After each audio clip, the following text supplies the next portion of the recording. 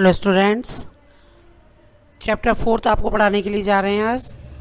From the diary of एने Frank, आपकी book है first flight. Before you read, पढ़ने से पहले, एने लीजिस मारिया एने फ्रैंक, इसके बारे में जो बताने जा रहे हैं। ये लड़की, इसके ऊपर ये सारी स्टोरी है, इसी की डायरी है। इसमें अपनी सारी जीवन की घटनाओं के बारे में इसने लिखा है। तो 12 जून 12 जून 1929, फरवरी मार्च 1945 में was a German born Jewish girl. ये एक यहूदी लड़की थी जो जर्मनी में पैदा, जर्मन यहूदी लड़की थी। Who wrote while in the hiding with her family, जिसने कि लिखा है कि किस प्रकार से उसके परिवार को ने उसे छुपाया। And 4 friends in the Amsterdam during the German occupation of the Netherlands in the world war second. उसने बताया है कि वह जन्म से यहूदी थी, जिसने उस समय लिखा था कि वह अपने परिवार और 4 मित्रों के साथ एम्स्टर्डम में छुपी हुई थी। उस समय के दौरान जब सेकेंड वर्ल्ड वार चल रहा था, हर family had moved to Amsterdam. उसका परिवार एम्स्टर्डम की ओर चला गया था रहने के लिए। After the Nazis gained power in Germany, जब नाजियों ने जर्मनी पर अधिकार कर लिया, क्योंकि but were trapped when the Nazis occupation extend into the Netherlands। जैसे जैसे नीदरलैंड में उनका अधिकार बढ़ा नाजी लोगों का, तो उनकी जो व्यवस्था थी वो बिगड़ गई थोड़ी सी। नीदरलैंड पर अधिकार कर लिया क्योंकि यहूदी जनसंख्या पर अत्याचार बढ़ने लगे थे, इसलिए उसका जो परिवार था, as the precautions against the Jewish population increased, तो बता दिया अत्याचार बढ़ चुके थे यहूदी लोगों पर। The family went into the hiding in July 1942 in hiding rooms in her the father auto Frank's office building. तो उनका यहूदी परिवार जो थे 1942 में छुप गए वो रूम में जाकर के। और वो रूम कहाँ था? In her father's Otto Frank's office building, उसके पिता की ऑफिस की जो बिल्डिंग थी उसमें जाकर के वो छुप गए। आफ्टर 2 years इन हाइडिंग, और 2 सालों तक वहाँ छुपे रहने के बाद, the group was betrayed and the transported to the concentration camp system, और उनके ग्रुप ने इनको धोखा दे दिया और उनको कंसंट्रेशन कैंप में उनके बारे में बता दिया गया। Where the Anne died of typhoid in the Bergen, जहाँ पर कि टाइफाइड से एने की मृत्यु हो गई। Belsen with the days of a sister Margaret Frank, her father Otto, the only survivor of the group, returned to the Amsterdam।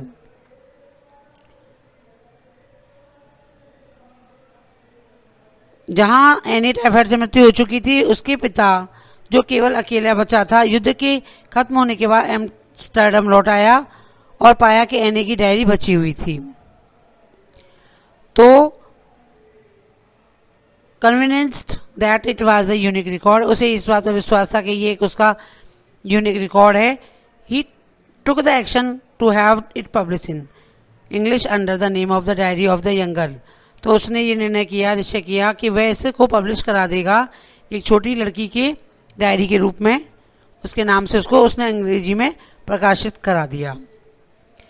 The diary was given to Anne Frank for her 13th birthday, वह डायरी उसको Anne Franco को उसके 13वें जन्मदिन पर दी गई थी। और the event of her life from 12th June 1942 until it's final entry 1 अगस्त 1944, और उसमें जो एंट्री हो रही हैं वो 12 जून 1942 से लेकर के फाइनल 1 अगस्त 1944 तक की हैं। It was eventually translated from its original Dutch into the many languages, इसको डच भाषा में और अन्य भाषाओं में भी इसको ट्रांसलेट किया गया। And became one of the world's most widely read books, और ये संसार में पढ़ी जाने वाली बहुत सारी बुकों में से एक बन गई है। There have also been several films and television theatrical productions. इसमें बहुत सारी फिल्म भी बनी हैं, टेलीविज़न के नाटक वगैरह भी बने हैं, थिएटर का भी काम इसमें किया गया, थिएटर में भी दिखाया गया इसको प्ले करके। Even an opera based on the diary described as the work of the mature and insightful mind. और इसमें वर्णन किया गया है एक परिपक्व और अंतर्दृष्टि वाले दिमाग के काम के रूप में इसको वर्णित डायरी इनाजी सत्ता में रोजमर्रा के जीवन की गहराइयों से परीक्षण करती है। एनी फ्रैंक हॉलोकास्ट की सबसे अधिक जानी मानी शिकार बन चुकी थी।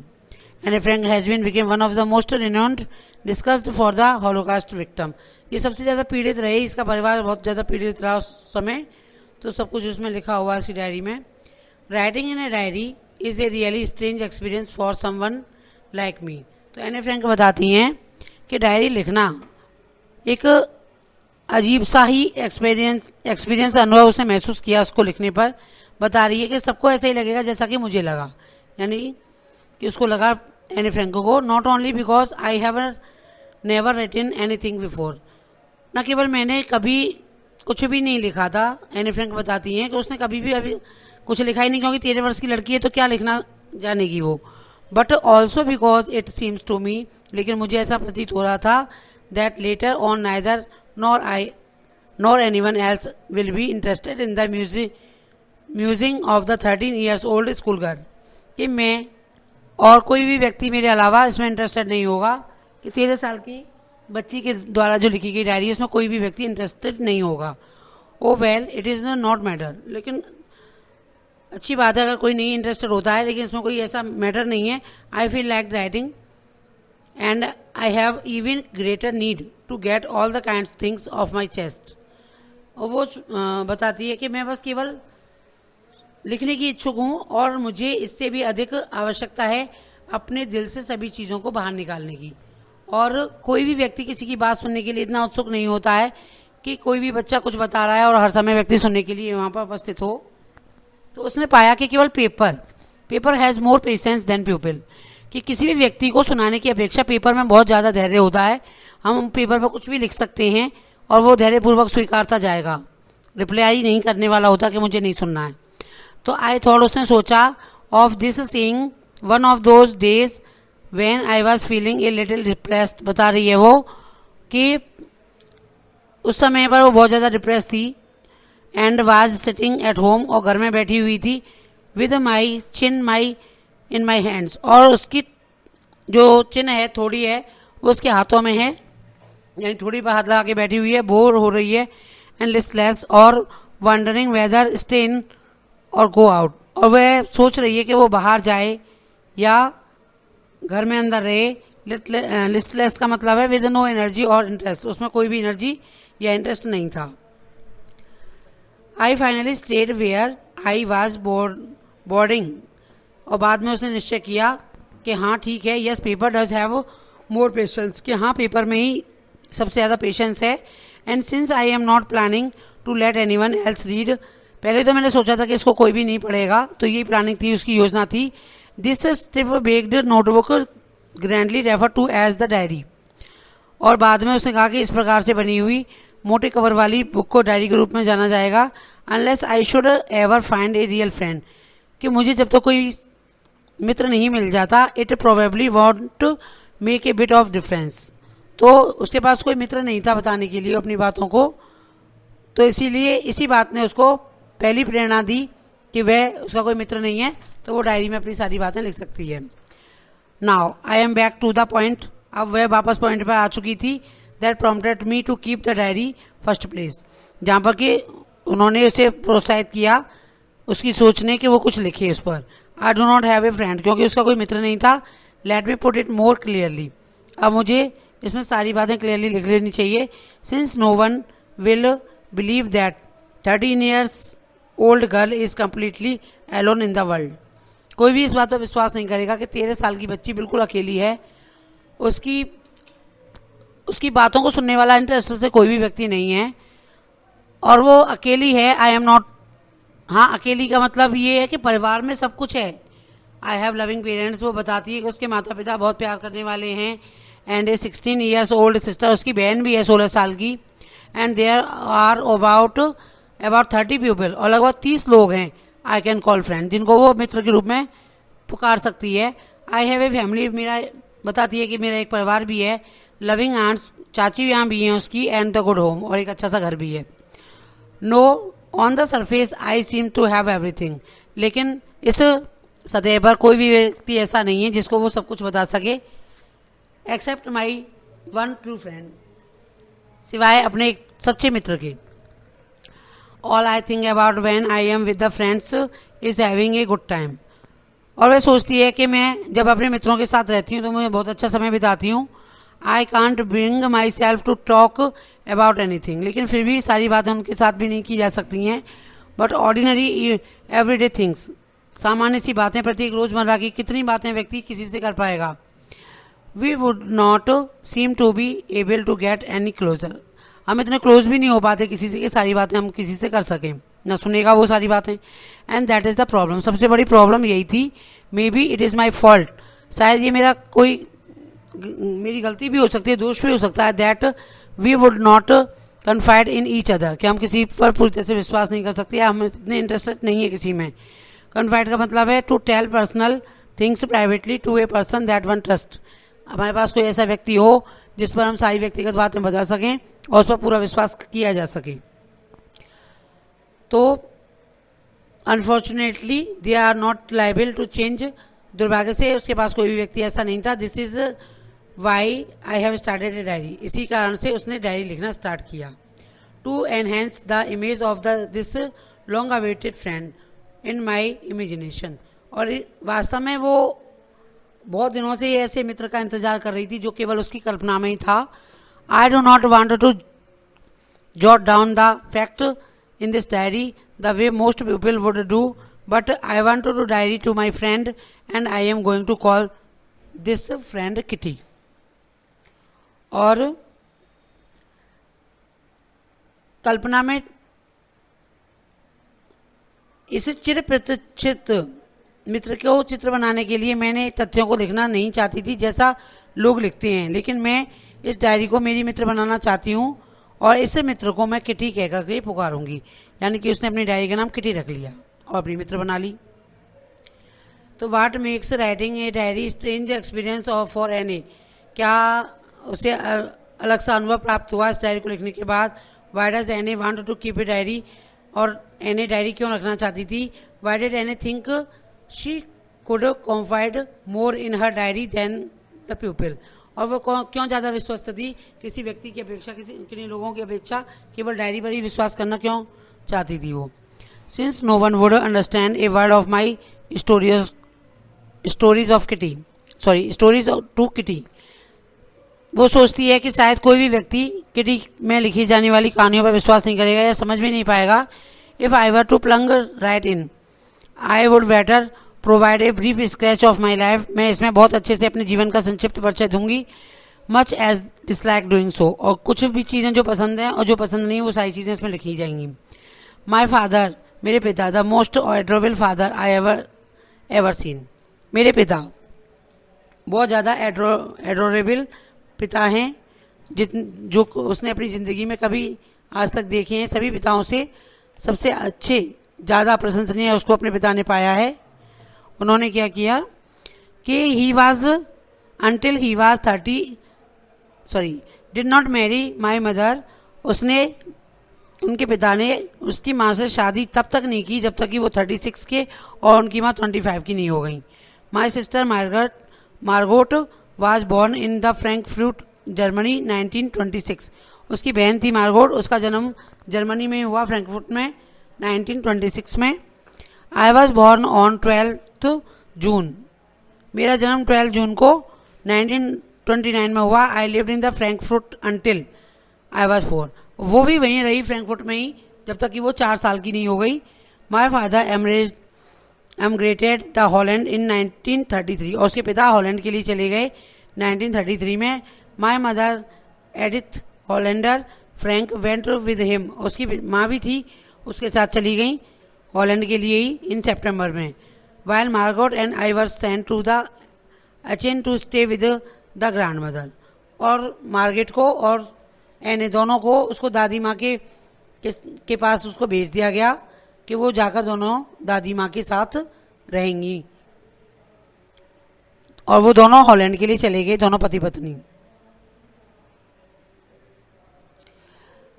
I started right away at the Montessori nursery, और मैंने मॉन्टेसरी नर्सरी में एडमिशन ले लिया स्कूल में। I stayed there until I was 6, मैं तब तक वहाँ रही जब तक कि मैं 6 साल की ना हो गई। एट विच टाइम, जिस समय पर I started the first form. In the 6th form my teachers was Miss Kuperus and the headmistress, और वहाँ पर 6 साल की वो हो गई, वहाँ पर टीचर थी मिसेस कपरस और हेड मिस्ट्रेस थी वो। At the end of the year, साल के अंत में, we were both in tears, हम दोनों की आंखों में आंसू थे। एज, क्योंकि we said a heartbreaking farewell, क्योंकि हमारा हृदय को दुखी करने वाला फेयरवेल था, हम वहाँ से विदा हो रहे थे। In the summer of the 1941 के गर्मियों में ग्रांड माँ फेल इल, उसकी दादी माँ बीमार हो गई। And had to have an operation, और उनका एक ऑपरेशन हो चुका था। So my birthday passed with the little celebration, तभी उसका बर्थडे भी आ गया, उसमें छोटा सा सेलिब्रेशन किया गया। ग्रांड माँ डाइड इन जनवरी 1942, और उसकी दादी माँ 1942 में मृत्यु को प्राप्त हो गई। No one knows how often I think of her and still love her, कोई भी नहीं जानता कि मैं उनको कितना याद करती हूँ, यानी कि एने उनको कितना याद करती है और उनके बारे में आज भी सोचती है, उनसे बहुत प्यार करती है। This birthday celebration 1942 was intent to make up the other, grandma's candle was lit along with the rest. इस बर्थडे के बाद ग्रांड माँ के लिए भी अलग से एक मोमबत्ती जलाई गई जो उनको स्वर्ग में शांति प्रदान करे। The 4 of us still doing well, हम सभी चारों अच्छा कर रहे थे। That brings me to the present date of the 20 जून 1942, अब 20 जून 1942 आ चुकी थी। And the solemn dedication of my diary, और उसने सबसे बड़ा वर्णन उसी चीज़ का किया है इसमें। Why does the Anne provide the brief sketch of her life, Anne ने अपने जीवन का संक्षिप्त परिचय क्यों दिया, पहला पॉइंट इसमें है क्वेश्चन में। और दूसरा है कॉम्प्रेशन चेक के लिए, what tells you that Anne loved her grandmother, कि क्या चीज़ ये दर्शाती है कि एन ए अपनी दादी माँ से प्रेम करती थी। अब इसमें लिखा हुआ है, उसने सैटरडे 20 जून 1942 में एक लेटर की तरह लिख दिया है, या डेट डाल करके ये टॉपिक लिखा है उसने। लिखती है इसमें वो, डियरेस्ट किटी, मेरी प्यारी Kitty, our entire class in squawking in its boots, हमारी क्लास पूरी स्क्वैकिंग इट्स बूट्स का मतलब है shaking with the fear and the nervousness, कि पूरी क्लास के बच्चे बहुत ज़्यादा घबरा रहे थे, डर के मारे और नर्वस हो रहे थे, क्योंकि द रीज़न ऑफ कोर्स, और वास्तव में कारण क्या था, is the fourth coming meeting in the which the teachers decided, कि उसमें एक मीटिंग होने वाली थी जिसमें टीचर डिसाइड करेंगे कि हु विल मूव अप, कि कौन क्लास में आगे बढ़ेगा the next form, and who will kept back, और किसको पीछे रखा जाएगा। Half the class is making bets, आधी क्लास बैट्स के लायक थी। G N and I laugh ourselves at the start their entire holiday saving on their bet from the morning to night, और पूरी क्लास दिन रात इसी शर्त पर लगाने में लगी रहती थी कि तुम पास होगी, नहीं मैं नहीं जाऊंगी, शायद तुम पास हो जाओगी कि मैं नहीं हो पाऊंगी, इस तरीके की शर्तें वो करती रहती थी। Pleading the glance and my angry outburst can't calm them down. If you ask me, there are so many dummies that about the quarter of the class should be kept back. इसमें बहुत सारे बच्चे ऐसे थे कि उनको वापस रखा जाए क्लास में। But teachers are the most unpredictable creature on the earth, लेकिन संसार में एक टीचर ही है, एक ऐसा अद्भुत प्राणी है जो सब कुछ कर सकने में सक्षम होता है। आई am not so worried about my girlfriend, मैं अपनी सहेलियों के बारे में इतनी ज़्यादा चिंतित नहीं थी। एंड माइसेल्फ, अपने बारे में भी, वी विल मेक इट, हमने सही किया था। The only subject I am not sure, केवल एक ही सब्जेक्ट में उसको श्योर नहीं था एने को, केवल मैथ में। Anyway all we can do it is wait, सब कुछ हमने किया, चलो इंतजार करते हैं। Until then we keep telling each other not to lose heart, और हम दोनों से कह दिया गया था हमसे कि आपको दुखी होने की आवश्यकता नहीं है। I get along pretty well with all my teachers, there are 9 of them, तो हम एक दूसरे को छोड़ने का साहस नहीं कर रहे थे। मेरे मेरी अपनी सभी अध्यापकों के साथ अच्छी बनती थी। ठीक है, उसके बाद जो टीचर थे वो संख्या में 9 थे, वो 7 पुरुष थे और 2 महिलाएं थीं।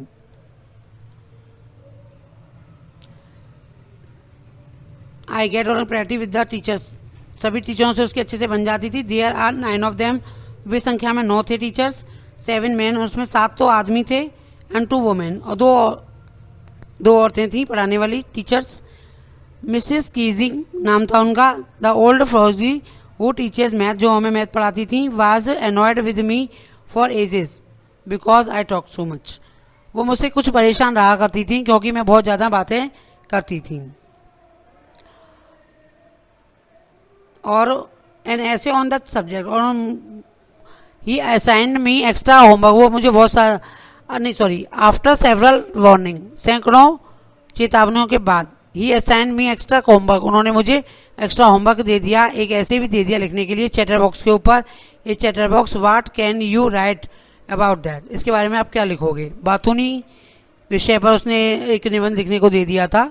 आई would worry about that letter, I decided to jot down the title in my notebook, उसके बाद मैंने अपनी नोटबुक में इस टाइटल को डाल दिया। I tucked it in my bag and tried to keep quiet, उसके बाद मैंने उसको बैग में रख लिया और चुप रहने की कोशिश की। दैट इवनिंग, उसी शाम को, after I D finished the rest of my homework, the note about the ऐसे कॉट माई आईज, और मैंने निर्णय किया कि इसकी चिंता मैं बाद में करूंगी। मैंने ये शीर्षक अपनी नोटबुक में लिख लिया था, कॉपी को बैग में रख लिया, चुप रहने का प्रयत्न किया था। इसके बाद उस शाम अपना बाकी गृह कार्य समाप्त करने के बाद निबंध के बारे में लिखे शब्दों पर मेरा ध्यान गया और मैंने I begin thinking about the subject while chewing tip of my fountain pen, मैं इस सब्जेक्ट पर लिखने के लिए कुछ सोच रही थी और फाउंटेन पेन का जो ऊपर वाला टॉप वाला हिस्सा होता है उसको वो चबा रही थी। Anyone could ramble on the leave big space between the words, कोई भी शब्दों के बीच अधिक स्थान छोड़ते हुए लिख सकता था, परंतु चालाकी तो इस बात में भी बोलने की आवश्यकता को सिद्ध करने के लिए विश्वास दिलाने वाले तर्क कैसे प्रस्तुत किए जाएं, तो वो सोचती रही। अचानक उसको आई थॉट वो बार बार सोचती रही, and suddenly I had an idea, उसको एक विचार आया। I wrote the 3 pages Miss Keesing had assigned me, तो उसने 3 चैप्टर लिखे, 3 पेज लिख दिए क्योंकि मिस्टर कीजिंग ने उसको काम दे दिया था। एंड वाज सेटिस्फाइड, और वो संतुष्ट थे। I argued that talking a student trait, that is I would do my best to keep the under control, और मैंने तर्क दिया कि बातें करना एक विद्यार्थी का विशेष गुण है और मैं इसे यथाशक्ति अपने नियंत्रण में रखूंगी, परंतु अपनी इस आदत को पूर्ण रूप से नहीं छोड़ सकती क्योंकि मेरी माँ भी बातूनी है और विरासत में मिले गुणों के बारे में आप अधिक कुछ नहीं कह सकते हैं।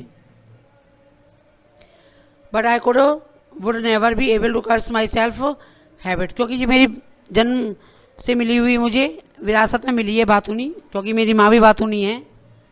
As much I did not more, फिर भी वह कोशिश करेगी इस पर कंट्रोल करे। And that there not much you can do about the inherited state, और ऐसी जो विरासत में मिली हुई चीज़ों के लिए वो जो और कुछ ज़्यादा नहीं कर सकती थी। Mister Keesing had a good laugh at my argument, तो मिस्टर कीजिंग उनकी बातों में बहुत ज़्यादा हंसी। But when I proceeded to talk my way through the next lesson, और मिस्टर कीजिंग हंस गए, लेकिन जब मैं पाठ के दौरान बातें करने लगी तो उन्होंने मुझे दूसरा निबंध लिखने को दिया। इस बार यह एक ऐसा बातूनी जिसे सुधारा नहीं जा सकता, मैंने यह भी लिखकर दे दिया और कीजिंग को पूरे 2 पाठों के दौरान कोई शिकायत का मौका नहीं दिया।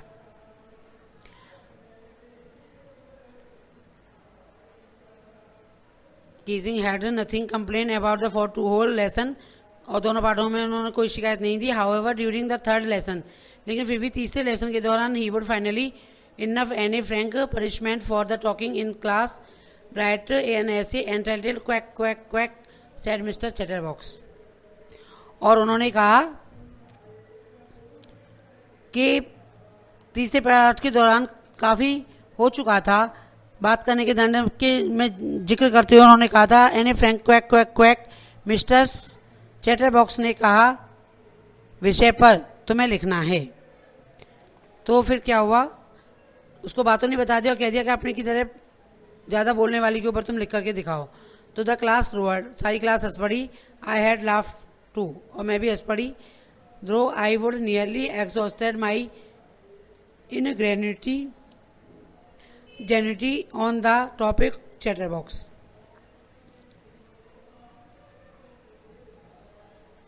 मेरी यद्यपि बातूनी विषयों पर लिखने की मेरी निपुणता समाप्त हो चुकी थी, अब समय आ गया था किसी अन्य विषय पर लिखने का।